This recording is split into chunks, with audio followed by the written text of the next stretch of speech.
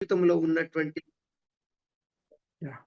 మన జీవితాన్ని నాశనం చేయాలనేటటువంటి ఉద్దేశం కలిగి ప్రతి సమయాన వాడు మన మీద దాడి చేస్తా ఉంటాడు.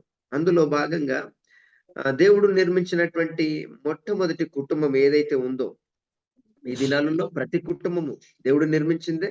అయితే ఆదికాండము 3వ అధ్యాయాన్ని గనక మనం పరిశీలించగలిగితే, దేవుడు సాతానుడు మన మీద ఎలా దాడి చేస్తా ఉన్నాడు అని మనం గనక ఆలోచించగలిగితే, ఒక మాట 3వ అధ్యాయం, ఆదికాండము 3వ అధ్యాయం.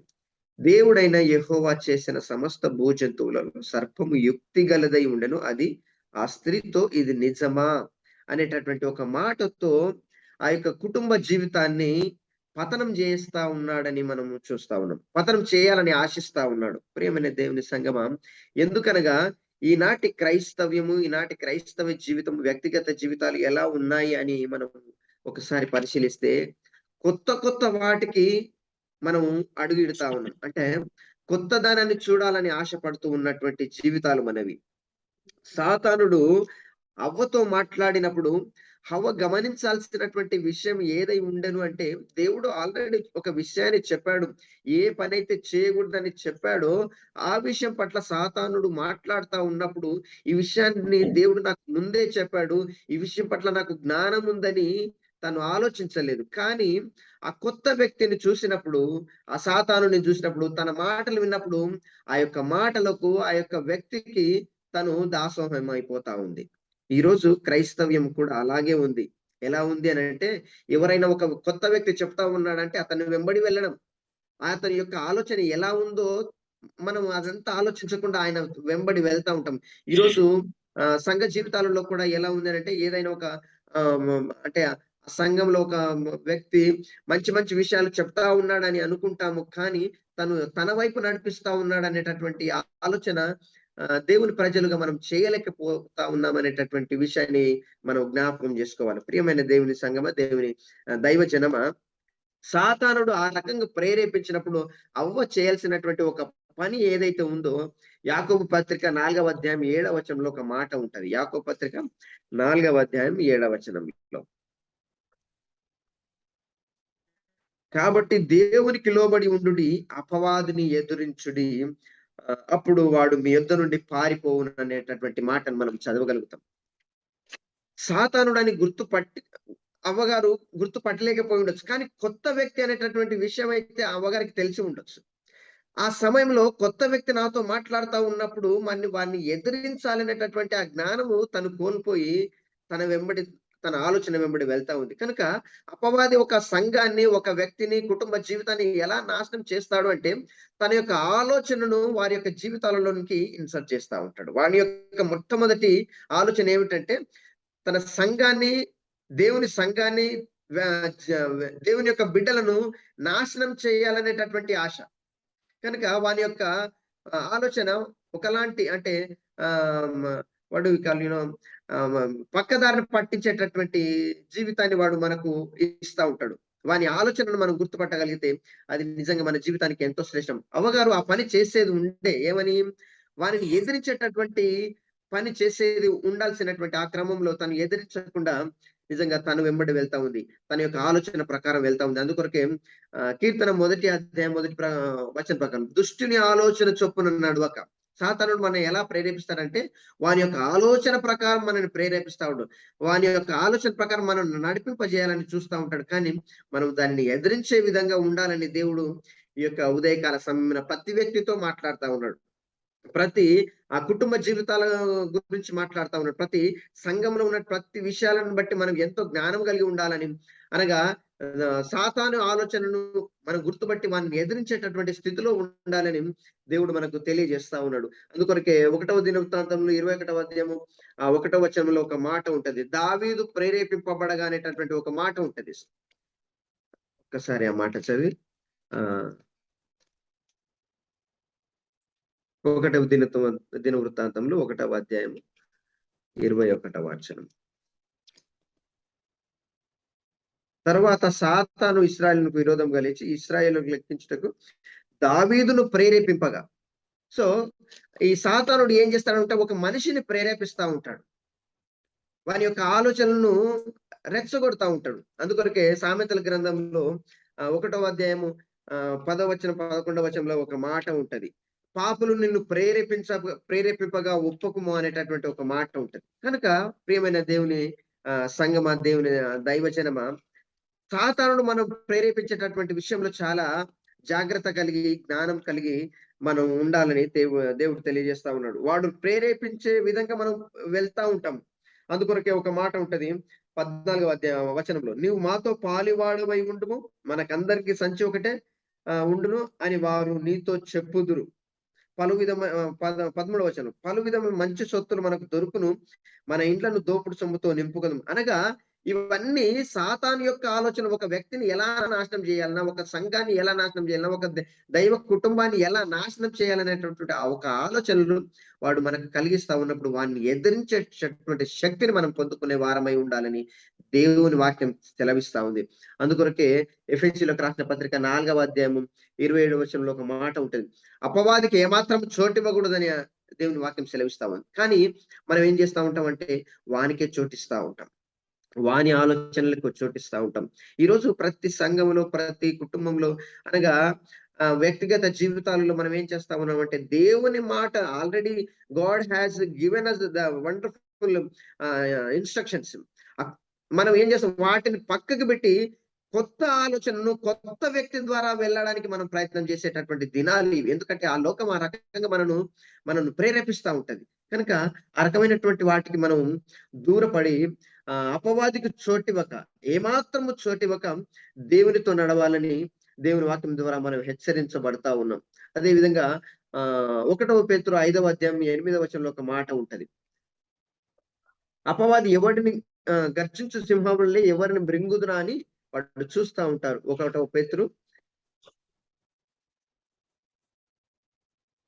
5 ఏమనేది, మీ విరోధి అయిన అపవాది గర్జించు సింహము వలె ఎవరిని మృంగుదునా అని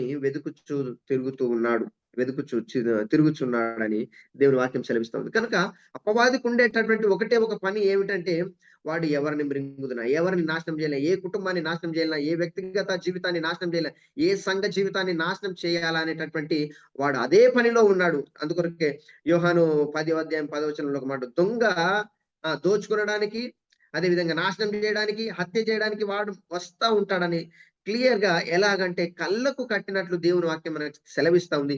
అయినా సరే మనం ఏం చేస్తాం, వారిని ఎదిరించేటటువంటి శక్తి లేకుండా ఈ దినాలలో కొంతమంది గడుపుతా ఉన్నారు. కనుక దేవుని వాక్యము మనకు సూటిగా మాట్లాడుతూ ఉంది, వారిని ఎదిరించి వానికి ఏమాత్రం చోటివ్వక వాడు ఎలా వస్తా ఉన్నాడు అంటే, గర్జించు సింహం వల్ల ఎవరిని మృంగుదనా అని వస్తా ఉన్నాడు. కనుక ప్రియమైన దేవుని సంగమం, వారిని ఎదిరించాలంటే కేవలం మనలో ఉండాల్సింది ఒకటి మాత్రమే, ఆయన యొక్క వాక్యం మాత్రమే. ఎందుకనగా ఈ యొక్క సాతానుడు స్వయాన యేసు ప్రభు వారిని శోధించినటువంటి వాడు. అదే విధంగా ఇంకొక మాట నేను చెప్పాలని ఆశపడతా ఉన్నాను. సాతానుడు తన ఆలోచన ద్వారా మనం శోధిస్తాడు. అదే విధంగా యాకోబు పత్రిక 1వ అధ్యాయం 14వ వచనంలో ఒక మాట ఉంటది, ప్రతివాడు తన స్వకీయమైన దురాశ చేత ఈడవబడి మరల పిలుపబడిన వాడై శోధింపబడును అనేటటువంటి మాట కూడా ఉంటది.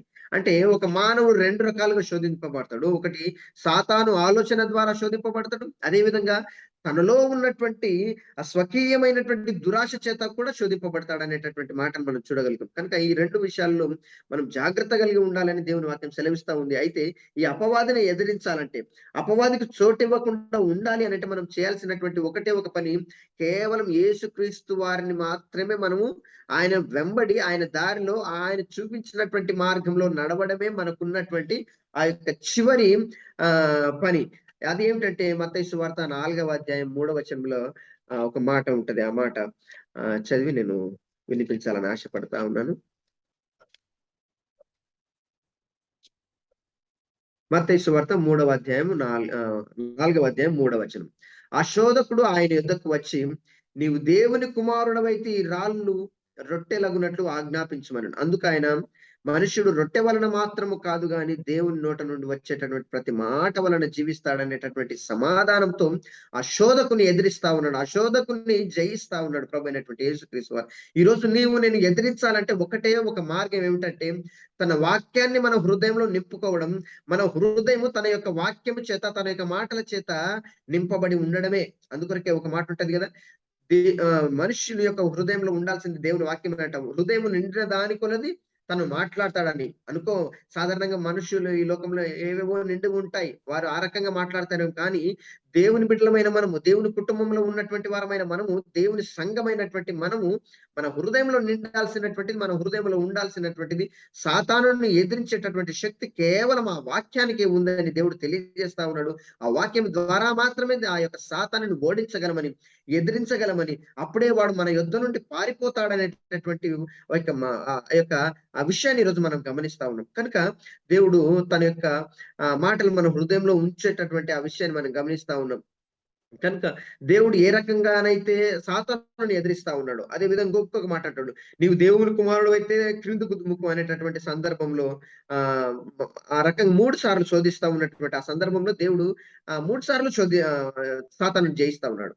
కనుక ప్రియమైన దేవుని సంగమా, దేవుని ప్రజలారా, దైవజనమా, ఈరోజు యాజ్ ఏ కుటుంబంగా ఒక సంఘం ఈరోజు మనం అందరం కూడుకుని ఈ నిజంగా ఈ యొక్క ఆ రోజు బ్రదర్ గారు ఒక మాట మాట్లాడారు.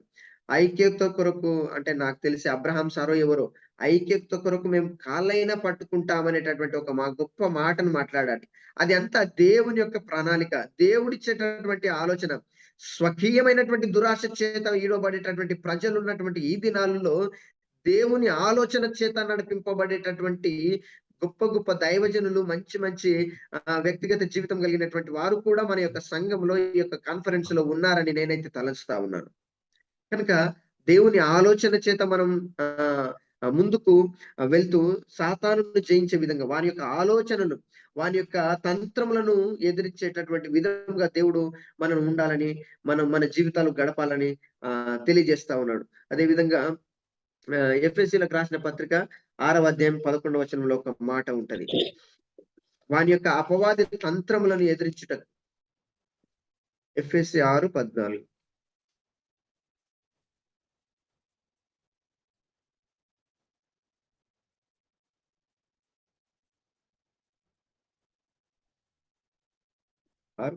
సారీ, మీరు అపవాది తంత్రములు ఎదురించుటకు శక్తిమంతుల మగునట్లు దేవుడిచ్చు సర్వాంగ కవచమును ధరించుకుని అనేటటువంటి మాటలు మనం చూస్తా ఉన్నాం. కనుక వాని యొక్క తంత్రములు, అపవాది తంత్రాలను ఎదిరించాలంటే దేవుని యొక్క సర్వాంగ కవచమును ధరించాలి. దేవుని యొక్క మాటలు మనం ధరించుకొని దేవుని యొక్క మాటలు మనం మాత్రమే కాకుండా మనము, మన పిల్లలకు, మన సంఘానికి వాటిని చేరవేసే విధంగా ఉండాలని దేవుడు తెలియజేస్తా ఉన్నాడు. ద్వితీయోపదేశ కాండంలో 6వ అధ్యాయము 5వ వచనం 6వ వచనంలో ఒక మాట ఉంటది, నేడు నేను నీకు ఆజ్ఞాపించుచున్నటువంటి మాటలను అన్నిటినీ నీ కుమారులకు వాటిని పడుకున్నప్పుడు, లేచినప్పుడు, త్రోవను నడిచినప్పుడు, ప్రతి విషయంలో వాటిని మన కుమారులకు బోధించాలనేటటువంటి విషయాన్ని కూడా మనము దేవుని ద్వారా హెచ్చరింపబడతా ఉన్నామని తెలియజేస్తా ఉన్నాను. ప్రియమైన దేవుని సంఘం, ఈ దినాల్లో, చివరి దినాలలో ఉన్నటువంటి వారమైన మనమందరం సాతానును మనం ఏదో రకంగా వాడు శోధించాలని, మనను పడగొట్టాలని, మన సంఘ జీవితాన్ని, మన వ్యక్తిగత జీవితాన్ని, మన కుటుంబ జీవితాలను నాశనం చేయాలని చూస్తూ ఉన్నటువంటి ఆ సమయంలో దేవుని వాక్కును మనం కలిగినటువంటి వారమై, దేవుని వాక్కు చేత సాతానును జయించేటటువంటి వారమై, దేవుని వాక్కు చేత సాతానును పారద్రోలేటటువంటి వారమై ఉండాలని దేవుడు మనకు సూచిస్తా ఉన్నాడు. కనుక అటువంటి మార్గంలో, ఆయన మార్గంలో మనం అందరము నిలిచి సాతాను రాజ్యాన్ని ఓడింపజేసి దేవుని రాజ్యాన్ని, ఐక్యత కలిగినటువంటి ఆ రాజ్యాన్ని మనం కట్టాలని దేవుడు సెలవిస్తా ఉన్నాడు. కనుక అటువంటి దారిలో దేవుడు మనందరినీ నడపాలని తెలియజేస్తూ ఈ కొద్ది మాటలు ముగిస్తా ఉన్నాను. దేవుడు ఇచ్చినటువంటి సమయానికి, పెద్దవారు ఇచ్చినటువంటి ఈ సమయానికి నిండా వందనాలు తెలియజేస్తూ ఈ కొద్ది మాటలు ముగిస్తా ఉన్నాడు. దేవుడు తన వాక్యమును ఆశీర్వదించును గాక.